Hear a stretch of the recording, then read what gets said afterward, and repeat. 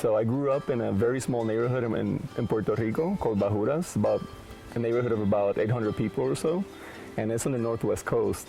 So as a kid, growing up in a very homogeneous place, I was always curious about other countries and other cultures, right? So I remember always sitting or standing by the beach and just look out to the horizon and imagining, oh, what it would be like to live in East Asia or to live in South America.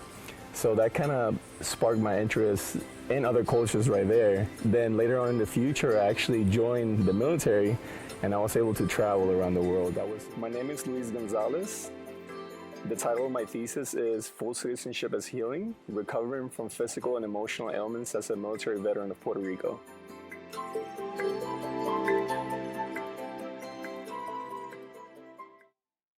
So as you may know, Puerto Rico is part of the U.S., but it's a non-incorporated territory. So if you reside on the island, you don't have full political rights, and in the case of veterans, they don't have equal health care benefits to their counterparts stateside.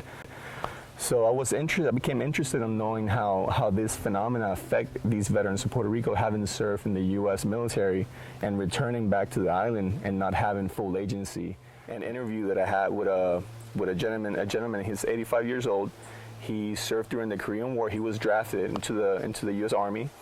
And I remember him telling me that while he was in combat in Korea, they were fighting Chinese forces, and he was a tank gunner. While he was in the tank, a mortar shell actually hit the tank.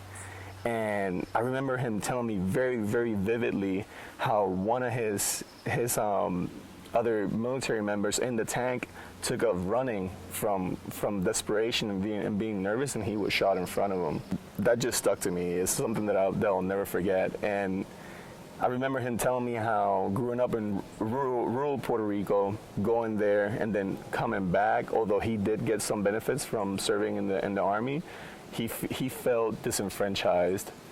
One of the main things I learned is research and how complex it can be to do research, but more than that, how anthropology can actually be used to help to improve the situations with people. And it's not actually the anthropologist improving the situation, but working with the people in the community to help them improve themselves.